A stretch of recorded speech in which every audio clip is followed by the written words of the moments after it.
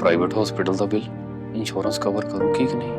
मुख्यमंत्री सहज योजना कार्ड हैगा, फिर कोई टेंशन नहीं, थोड़ा सारा ट्रीटमेंट कैशलेस है। बिना पैसिਆਂ ਦੇ? जी हाँ, ਹਰੇਕ ਨਾਗਰਿਕ ਜਿਹੜਾ ਹੈ ਉਹ ਮੁੱਖ ਮੰਤਰੀ ਸਿਹਤ ਕਾਰਡ ਜਦੋਂ ਬਣ ਗਿਆ ਤਾਂ ਉਹ 10 ਲੱਖ ਰੁਪਏ ਦਾ ਮੁਫਤ ਤੇ ਕੈਸ਼ਲੈਸ ਜਿਹੜਾ ਇਲਾਜ ਕਰਾਉਣ ਦੇ काबिल भी होगा, एलिजिबल भी होगा। पंजाब सरकार लेकर आई है दुनिया की पहली सेहत योजना। अब पैसे के कारण पंजाब का कोई भी नागरिक बढ़िया इलाज से वंचित नहीं रहेगा। सेहत का हक सब।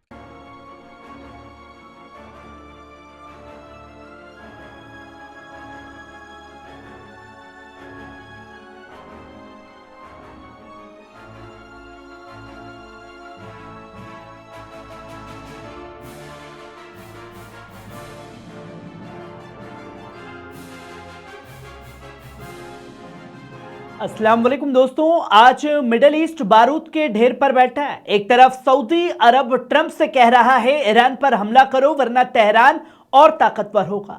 दूसरी तरफ अमेरिकी युद्धपोत और बम वर्षक ईरान के करीब पहुंच चुके हैं और तीसरी तरफ इजराइल खुले तौर पर खामेनी को निशाना बनाने की बात कर रहा है। यानी दोस्तों, जंग, साजिश और सियासत का सबसे खतरनाक खेल शुरू हो चुका है।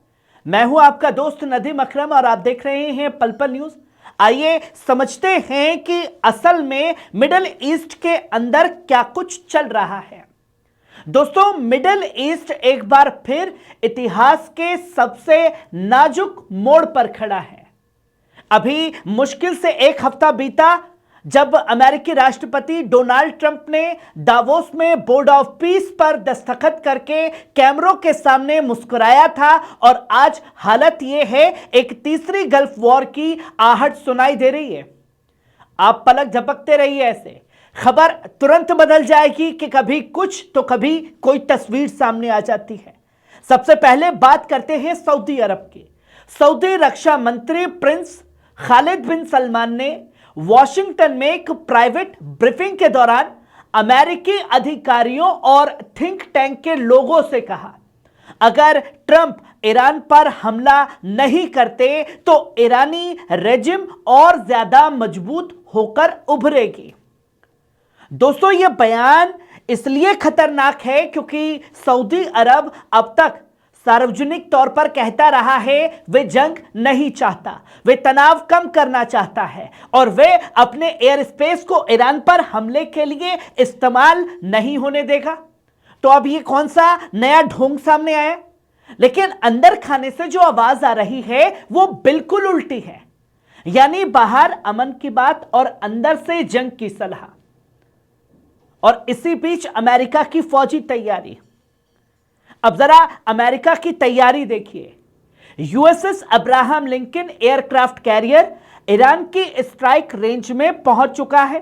F-15E स्ट्राइक ईगल्स जॉर्डन भेजे गए हैं और B-2 बॉम्बर्स कतर पहुंच चुके हैं।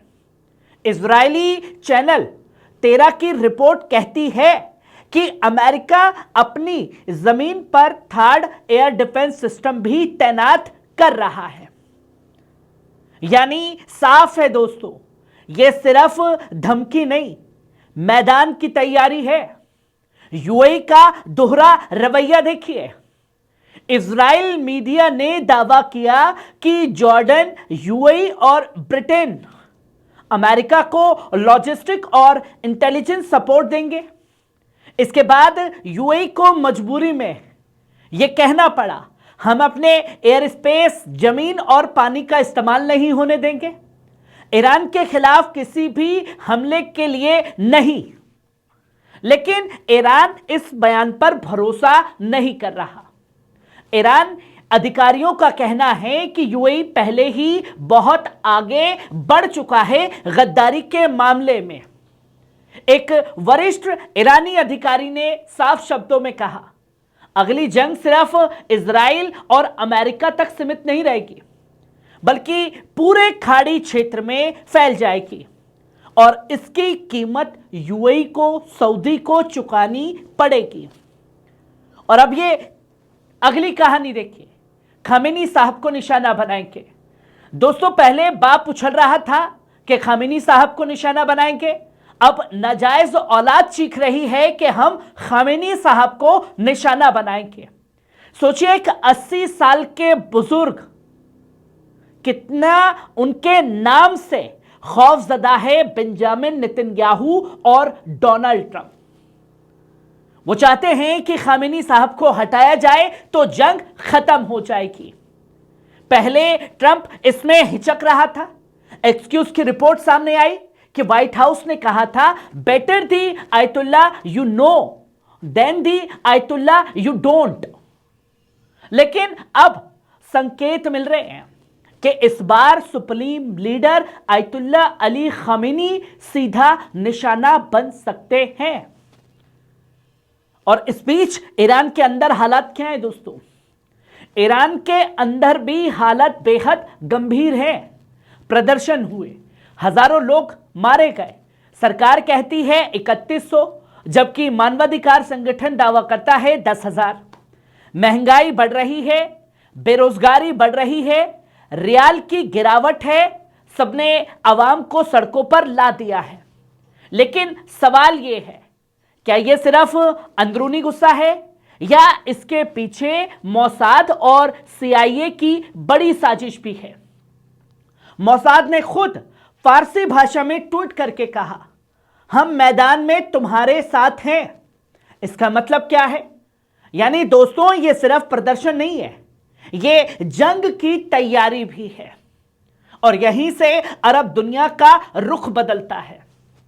अब सबसे बड़ा बदलाव आया है अरब दुनिया में। जो मुल्क पहले ईरान के खिलाफ थे, अब धीरे धीरे धीरे करके करीब आ रहे हैं। क्यों? क्योंकि उन्हें यह लगने लगा है कि इजराइल पूरे इलाके को टुकड़े टुकड़े में बांटना चाहता है। पहले गजा को, फिर सीरिया को, फिर लेबनान को और अब ईरान को। यानी सऊदी अरब, तुर्की और मिस्र अब खुलकर एक दूसरे के करीब आ रहे हैं। अब एक नया डिफेंस ब्लॉक बनने की बात चल रही है, जिसमें कुछ लोग मुस्लिम नाटो कह रहे हैं तो कुछ लोग नेतन्याहू की आखिरी चाल भी कह रहे हैं। दोस्तों, नेतन्याहू गजा में नाकाम रहा, सीरिया को तोड़ नहीं पाया, फलस्तीनियों को बाहर नहीं निकाल पाया। अब उसके पास आखिरी दाव बचा है, सिर्फ और सिर्फ ईरान पर हमला। और इसके 3 ऑप्शन हैं। पहला ऑप्शन है ईरानी लीडरशिप को, चाहे वो मिलिट्री लीवर पर हो चाहे कैसे भी हो, उसे खत्म करना, पहलवी को सत्ता में लाना, ईरान को गृह युद्ध में झोंक देना। यह मुंगेरी लाल के सुनहरे सपने जैसा लगता है। तीनों ही हालत में पूरा मिडिल ईस्ट आग में जल सकता है। और सबसे बड़ा खतरा क्या है दोस्तों? अगर ईरान टूटा तो लाखों ईरानी तुर्की और सऊदी की तरफ भागेंगे, पूरा इलाका अस्थिर हो जाएगा, तेल, कारोबार, अमन सब खत्म। ये बड़ी तबाही के संकेत हैं। इसलिए दोस्तों, ईरान की लड़ाई अब सिर्फ ईरान की नहीं है, ये पूरे मिडिल ईस्ट की लड़ाई बन चुकी है, जो तस्वीर लोगों के सामने खुल करके आ रही है। दोस्तों, आज की यह कहानी सिर्फ एक जंग की नहीं है, बल्कि साजिश, ताकत और जिंदा रहने की भी बन चुकी है। एक तरफ डोनाल्ड ट्रंप का अल्टीमेटम, दूसरी तरफ सऊदी का दबाव और तीसरी तरफ नेतन्याहू की जंग की भूख और चौथी तरफ ईरान की अस्तित्व की लड़ाई। अब सवाल सिर्फ एक है, क्या दुनिया एक और बड़ी जंग देखने को तैयार है या फिर आखिरी वक्त पर कोई समझौता होगा?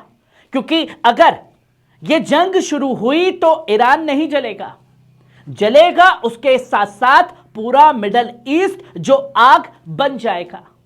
मैं हूं आपका दोस्त नदीम अकरम और आप देख रहे थे पल पल न्यूज, जहां हर खबर है आपकी आंख और जमीर के सामने। कैसी लगी खबर? कमेंट बॉक्स में आकर के अपनी राय जरूर दीजिएगा। शुक्रिया।